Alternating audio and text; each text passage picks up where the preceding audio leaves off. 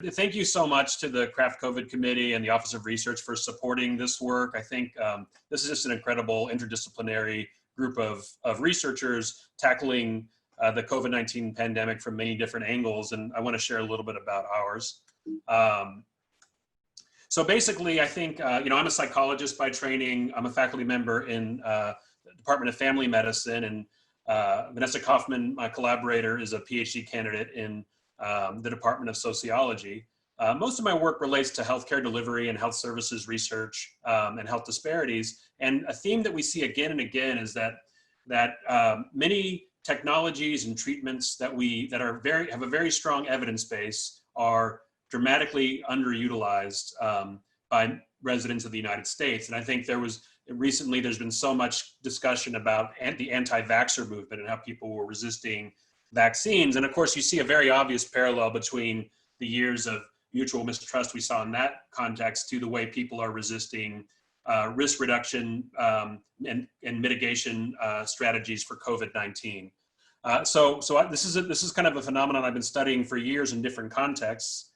For example, among Hispanic adults with hypertension, the percentage of Hispanics with hypertension whose blood pressure is uncontrolled is much higher than it is for non-Hispanics nationally.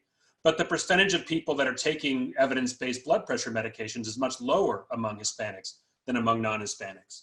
And there's been a lot of research that focuses on, well, maybe it's just too expensive, the medicine, or maybe people are forgetting to take their medicine.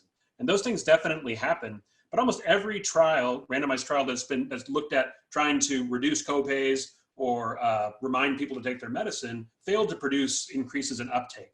And what we're finding through a lot of our community engaged work is there's a lot of mistrust that surrounds even as something as benign and as widely used as blood pressure medications. And that these negative beliefs or this level of mistrust is particularly high among underrepresented minority communities. Why is that the case? It's not simply just a matter of kind of culture and capital C culture or something like that. It turns out that there's a broader phenomenon that as people experience different levels of acute stress, their kind of openness to long-term solutions tends to get sort of narrow. There's kind of a narrowing of the attentional window. And we did one study where we looked at all of the ripple effects that come with food insecurity, for example, among somebody with diabetes. And one thing that really stood out is that people's negative beliefs about medicine, the beliefs that maybe this stuff is actually harmful to me, or maybe this stuff isn't actually working for anybody. Those increased by almost 2.5-fold during periods of food insecurity, even when you control for things like education and income and health insurance type. So when we're in a crisis state, we tend to become more resistant to evidence-based recommendations and tend to focus more on our kind of heuristic thinking. So to study this phenomenon, we have an NIH grant looking at a clinical trial that's focused on increasing medication use among low-income Latinx adults with hypertension through kind of a mutual trust-building intervention that I don't have time to get into. But it's a study that's been going on, and we've collected a lot of baseline data already for this study before the COVID pandemic struck. So when COVID came about in March, we started deciding to look at, well, let's start thinking about what are some of the ways that the COVID pandemic might be driving some of the economic stressors and other crisis states that contribute to mistrust. And why don't we see not only how does this level of mistrust in kind of medical institutions contribute to hypertension-related behaviors, but how does it also relate to, adoption of COVID-19 mitigation strategies like masking and hand washing and participating in contact tracing and things like that. So this is what we propose to do, and this is what we're doing.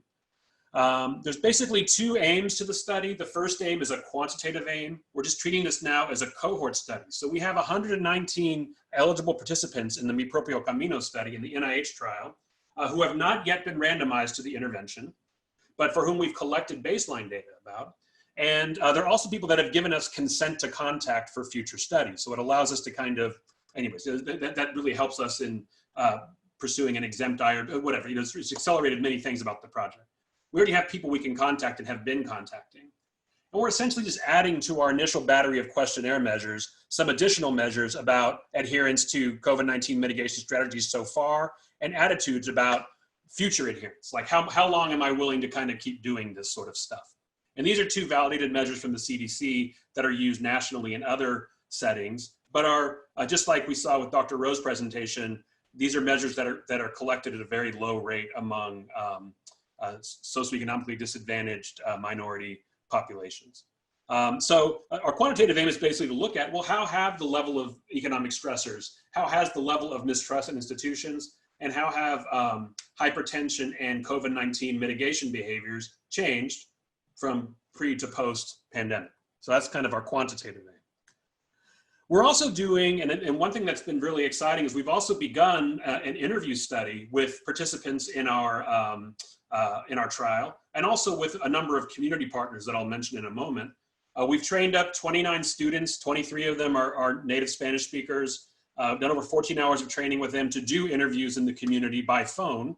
And we're asking about more qualitatively about what are some of the social and economic burdens that you're experiencing? What are you hearing from media about COVID-19, and what media sources do you trust? And are you deferring needed medical care? Kind of like Dr. Rowe's study is looking at, and why or why not? So we're kind of gathering a lot of interesting input in that domain as well. And we're, again, and we're all, in addition to interviewing community members, we're interviewing representatives from a number of nonprofit and healthcare organizations that work in Central Orange County and Anaheim area. So, so we're trying to get this perspective that hasn't been widely captured. We're already sharing what we've learned. So we've already completed 46 interviews this spring, and presented preliminary data to, there's Clayton Chow, and there's the mayor of Santa Ana, and a city council member from Anaheim, and superintendent of the Anaheim School District, and representatives from the Santa Ana Unified School District. We're just very interested in getting these community perspectives, because it kind of helps them strategize what should our community strategy be. And we have kind of this dissemination website where we're publishing reports. We've already got our first preliminary report out there to a community audience, in addition to the academic work that we're preparing. But there's quite a bit more to learn. So we have 36 hours of interviews under our belts now. We'll be collecting another 24 interviews, plus about 100 questionnaires from the patients in those two studies. We think it provides a useful snapshot of a critical moment in these communities. And we're using the data basically to guide a administrative supplement application that's focused on COVID, to pilot an intervention that uses the kind of mutual trust building paradigm to promote acceptance of COVID-19 mitigation strategies. And of course, want to continue to disseminate and collaborate with our policy and nonprofit partners in the community. So thanks for the opportunity. Okay, thank you very much. We're a little over time, but out of respect to John, who was on time, I'd like to take a few questions. I have a question. John, this is really interesting, and I'm excited to see that you're doing this. Just one quick question about some of the mitigation strategies that you're asking about in your survey. Is it primarily some of the preventive ones, or are you also asking about likelihood of getting a vaccine if there's one available? Things like that. Yeah, it's both of those things. So yeah, there is a question on vaccines, but it's mostly about like continuing to implement social distancing, masking, participating in contact tracing. Okay. Yeah. Thanks. Other questions? Well, I have a question. This may sound like a criticism, but it's not a criticism. Your study is especially timely right now.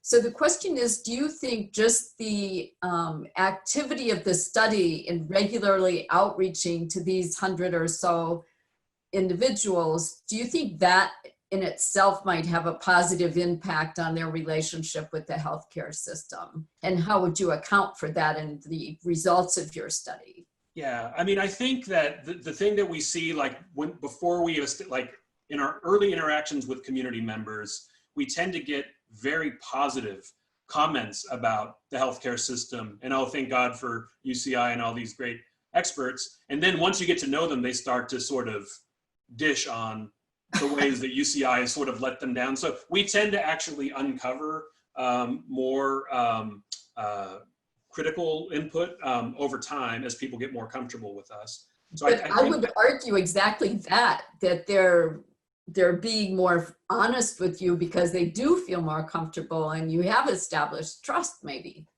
Yeah, that's what we're thinking is happening. And we certainly, and we don't have a really good quantitative way to study this, but we do anticipate that, and one of our hopes of this study, in this addition to the scientific impact, is we're hoping by being part of kind of a community engaged effort in communicating with, again, city and county leaders and school district leaders, that might help raise some positive intentions towards some of the strategies where there's just so much division around it. Yeah, so I think so. We do think that will be part of it. Our kind of the 3 reports we're going to put out is the first one was just related to challenges that were revealed during the interviews. We'll be talking about resilience, how people have sort of overcome some of those challenges in the second report, and then the third report to the community will be about the call to action, like what are community members wanting us to do. That's taking a little more time to flesh out. It's very exciting potential, I think. Well, thank you for supporting this. I think this is great, and just working with Vanessa as a qualitative research expert, just the level of capacity that this is built in our lab. We never were a qualitative research group. We did all quantitative and kind of clinical outcomes type of work. So it's just really changed our capacity for the kinds of work we can do. So we think there's going to be a lot of long-term benefits even once COVID is gone.